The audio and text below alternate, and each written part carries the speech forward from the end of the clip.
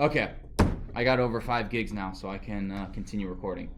So CSMACEA, if I can say that, prevents. It's a way of having everything on the network. If everything is following this technique, it prevents data collisions and it allows multiple people to be on the network and it allows a lot of stuff to be happening. Just imagine being in Starbucks and if everyone was just shouting their orders. I want a frappuccino, I want mocha, I don't know.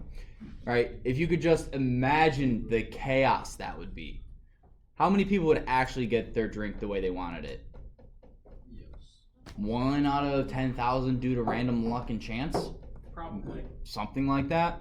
Imagine how many people would get, how much drink would be wasted. Exactly. You would have so many. This isn't what I ordered. Make it again. Darn it. Right. So what this does is this basically, and this is an analogy. This isn't actually how it does, but it basically once you get into a Starbucks, you have to get in line. You have to wait your turn. You have to tell the barista. You have to pay. You then wait, and then you enjoy your drink. Similarly, everything on a network knows that it can't just be screaming, right? It either has to wait its turn or the router has to very quickly, it has to wait for the router to be like, hey, you can talk to me, or a bunch of other stuff. So every network has a way that works. I don't know exactly how CSMACA works, or like what the exact techniques are, but I know that that's what it does. It actually tells us right here if I actually read. If the channel is quiet, no data transmission to the client station can transmit. If the channel is busy, the station must wait until transmission stops. Each client station uses a unique random back-off time. This technique prevents client stations from trying to gain access to the wireless channel as soon as it becomes quiet. Currently, 4 physical layer technologies are being used in 802.11 wireless networking. They are direct sequence spread, DSSS, frequency hopping spreads for FHSS, infrared, and orthogonal frequency division multiplexing. That you will need to know. We're not gonna. Does it go into detail yet? Yeah. So this is where things start to get a little confusing. Okay. Okay. What this is saying, we've always talked about the 2.4 gigahertz spectrum. It's 2.4 or 5, right? Those are the two wireless. Inside that 2.4 wireless standard, you have different channels ranging from 2.412 all the way to 2.462. So every 5 thousandths of a gigahertz, which would be a megahertz, right? So every 5 megahertz, you have a new channel. The reason that is, it's just like a radio, right? 93.9 is my rock station, 94.1 is my rap, and 94.5 is my country, right? I have different channels for different things. So you have in your network, you choose one of these channels for your AP. Your AP is going to talk on channel 1. That means it's going to use the frequency 2.412 to talk to everything. Is everyone tracking with me so far? You can also select 2, 3, 4, 5, 6, 7, 8, 9, 10, or 11.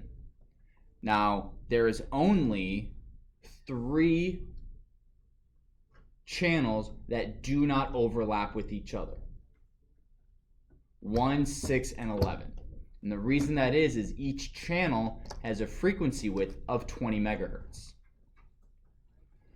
So, if I have, essentially, if I add a 2 here, 4, 1, hang on, 20, 5, yeah, so 20 here, right? That's 5. They're all overlapping. Wow. Okay, so no, you added 2 here. No, that can't be right. 39 over here.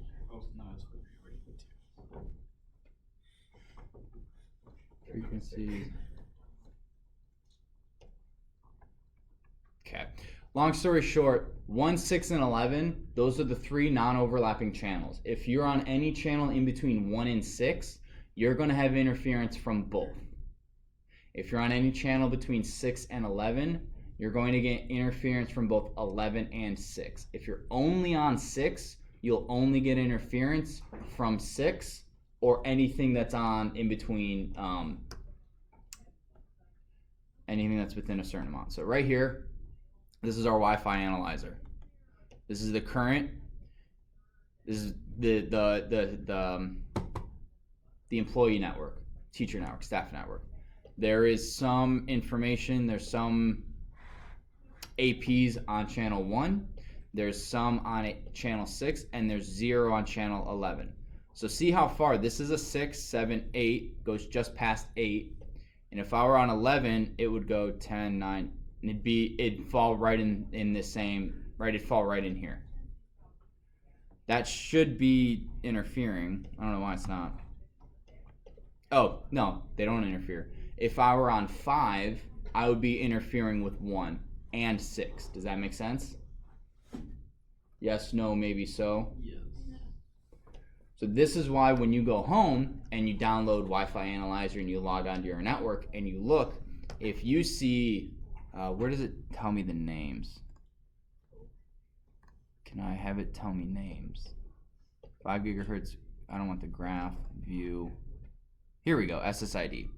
So if you do this and you see my home network, my neighbor, my other neighbor, and no one on 11, swap your network to channel 11 and you'll have less interference. So everything will be faster. Does that make sense? Again, we're going to go over this with examples in class with our routers. I'm just trying to explain and I'm going to go into more detail, and I'll draw it on the board and all this stuff, of what these channels do and why a channel is important. Do you guys have questions or comments or concerns or anything right now? Paul. So how would this like appear in test 1? Would it be like what channel you would have to go on to avoid interference?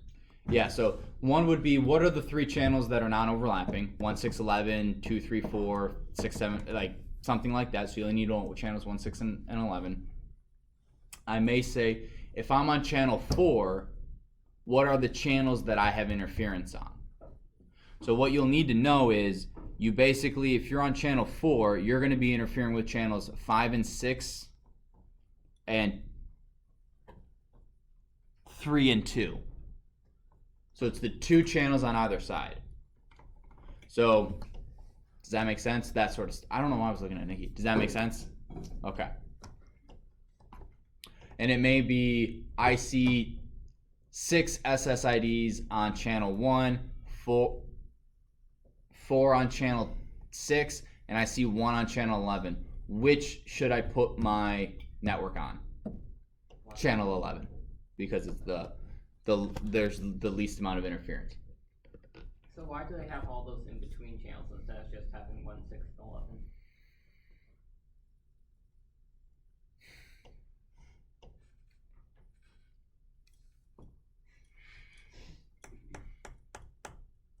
I don't know off the top of my head.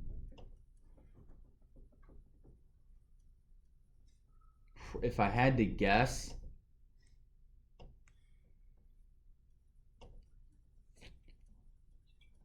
I don't know. No one's asked me that question before. I don't know. Maddie? I know I've looked at them before, and sometimes, depending on where everyone else is at, it may, like, you may have an overlap between, like, 11 and 7, but then right in the middle, or, like, have a bunch of networks on, like, 6 and 11, but then, or let's just say 7 and 11, but then 8 or 9, that one, it's like, they don't intercept at that point, so if you put your Wi-Fi network at 9, it would actually, even though you have a bit of interference from the other ones, it would be less than if you just put yours on 11. Yes, you'll have to take a look at each.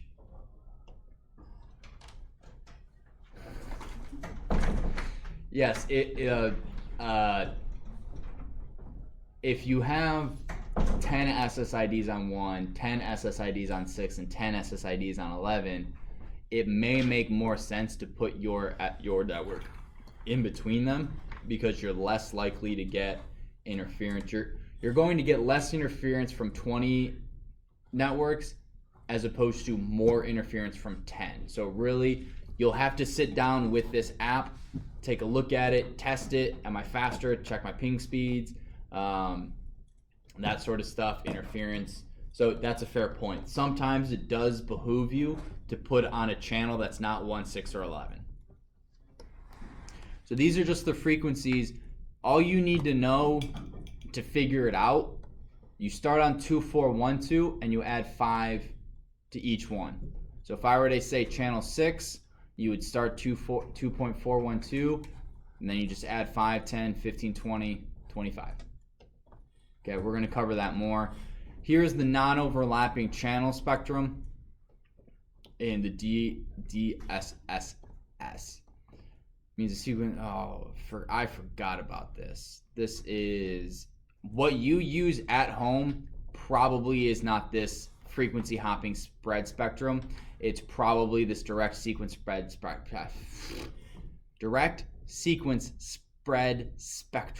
What's the difference between the two? One of them so this one, you stay direct sequence spread spectrum, DSSS,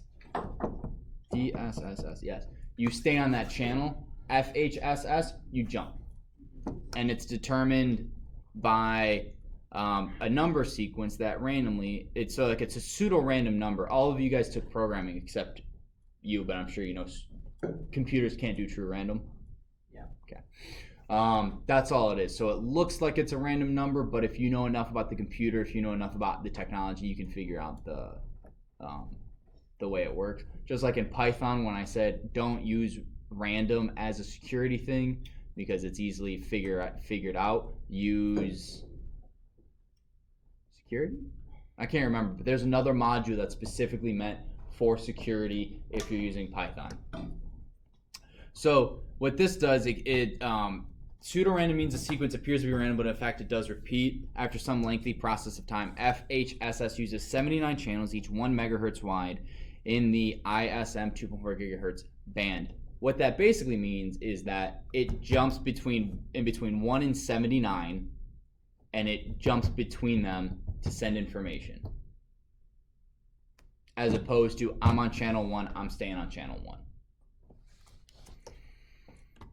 Hopping sequence, that's the order of frequency changes.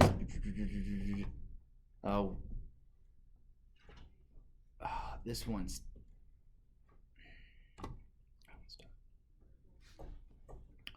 So, do you guys have questions so far? Paul? Is there any system that like immediately connects to the best channel?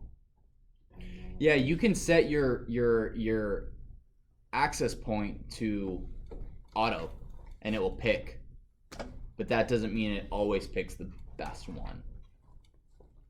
And the thing about that is then your network is switching all the time, that may or may not be good. So any other questions? If I gave you guys homework to download Wi-Fi Analyzer, who would actually get it done before class, or who would do it during class? I already did it. I already have Wi-Fi. Who already has it? Okay, why don't you guys do that now, and I'll help you if you guys need it. Actually, ask one of your neighbors who has already downloaded it if they have questions. So, It's the one that's best rated. it looks, I don't have the symbol looks like this one down here. I'm also downloading Lego Legacy Heroes. You're downloading Lego Legacy Heroes? On the school Wi-Fi? No. Is that why you're not paying attention, Colton? No, this is really slowed down. How many channels are there in FHSS? It's not on the screen. 11? No, that's DSSS. I'm only on like 130 megabytes. Actually, you are probably making the internet slower for everyone. Oh, so we have 3 minutes, so I'm not going to get into OFDM, but what I want you guys real quick, part of the so taking what you just learned about the 3 non-overlapping channels, what does that tell you if you have 4 access points in a building? Each access point It needs a separate channel unless if they overlap, like physically. Yes, Paul. Inevitably, there's gonna be like interference that causes like data loss. Yep. If you have 3 or more devices that are producing a Wi-Fi signal, if you have more than 3, you have interference somewhere. So what we've actually done, we have a map of the school with the access points in each classroom, and we have this one is channel 1, this one's channel 6, that one's channel 11, but the one that's in between them all, shoot, that one's got to be, we got to pick one that's got to be channel 6. Well, then that one interferes with that one, so that one needs to be, we can't have 11 over there. Actually, I'll draw this real quick. So if this is the building, this is going to be a really bad drawing.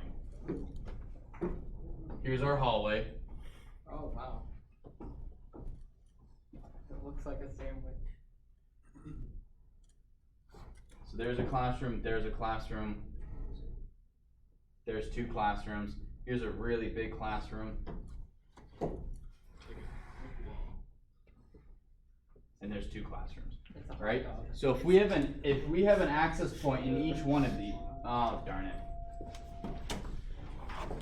The bell shows no mercy. So one of the exercises you're going to do in this chapter is you're going to get a layout like this, and you're going to plan which AP has which channel for the least amount of interference. We're going to pick up with this tomorrow in OFDM, but other than that, have a good day, no homework.